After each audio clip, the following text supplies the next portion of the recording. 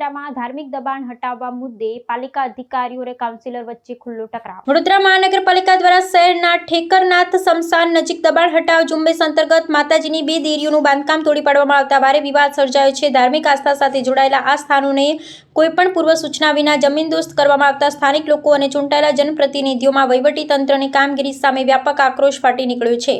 આ ઘટનાને પગલે વોર્ડ નંબર 5ના સત્તાધારી પક્ષ ભાજપના જ કાઉન્સિલર મનોજ શાહે ઘટના સ્થળે પહોંચી ઉગ્ર હોબાળો મચાવ્યો હતો।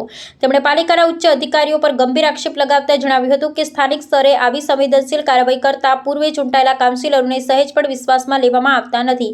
સત્તાધારી પક્ષના કોર્પોરેટર જ તંત્રની કાર્યપ્રણાલી સામેના જાહેરમાં નારાજગી વ્યક્ત કરતા પાલિકાની વહીવટી અને ચૂંટાયેલા પાંખ વચ્ચેનો સંઘર્ષ સપાટી પર આવ્યો છે।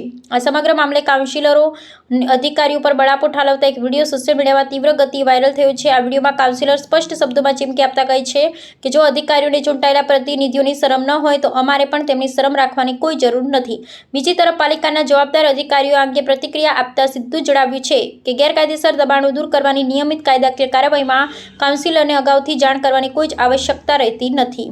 આજરોજ પૂર્વજનના વોર્ડ નંબર 5ના ઠેકરનાથ સ્મશાનની કમ્પાઉન્ડ વોલની બહાર એક નવીન બાંધકામ થઈ રહેલું હોવાનું ધ્યાન પર આવેલ હતું। તેમાં પૂછતા તેઓ જણાવ્યું કે અમે કંઈક મંદિર બનાવી બાંધકામ કરી રહ્યા છે। ધ્યાન પર આવતા દબાણ શાખાની ટીમ, વોર્ડ શાખાની ટીમ અને પોલીસ બંદોબસ્ત શાખીને આ નવીન બાંધકામ તાત્કાલિક અસરથી દૂર કરવામાં આવેલું છે। સ્થાનિક લોકો દ્વારા વિરોધ પણ કરવામાં આવે છે કે ધાર્મિક સ્થળને દૂર કરવામાં આવે છે। સ્થાનિક નાગરિકોની એવી રજૂઆત હતી કે અમારે અહીંયા નજીક અમે મંદિર બનાવીએ તો બનવા દો, પણ નામદાર સુપ્રીમ કોર્ટની ગાઈડલાઇન છે કે 2009 પછી કોઈપણ પ્રકારનું નવીન બાંધકામ કરી શકાય નહીં અથવા તો ફેરફાર પણ કરી શકાય નહીં અને જાહેર રસ્તા પર, પબ્લિક રોડ, કોઈપણ જગ્યાએ પબ્લિક પ્લેસીસ પર કોઈપણ પ્રકારના દબાણ નહીં કરી શકાય। નામદાર સુપ્રીમ કોર્ટની ગાઈડલાઇન હોવાથી તાત્કાલિક તેના અમલના ભાગરૂપે આ દબાણો દૂર કરવામાં આવેલા છે। સ્થાનિક લોકોની જે રજૂઆતો હતી એનો અમલ કર્યો છે કે કોર્પોરેશને કાયદાનું પાલન કરવાનું નહીં, વડોદરા મ્યુનિસિપલ કોર્પોરેશનમાં દરેક અધિકારીઓને વોર્ડ કક્ષાના અધિકારી પણ સૂચના આપવામાં આવેલી છે કે રોડ પર, ફૂટપાથ પર કંઈ પણ પ્રકારના દબાણ હોય તો તે દબાણ થવા દેવાનું નથી। નામદાર સુપ્રીમ કોર્ટની ગાઈડલાઇન છે, તેને ધ્યાનમાં રાખીને નિયમાનુસારની કાર્યવાહી કરવામાં આવેલી છે। દબાણ કેવા પ્રકારનું?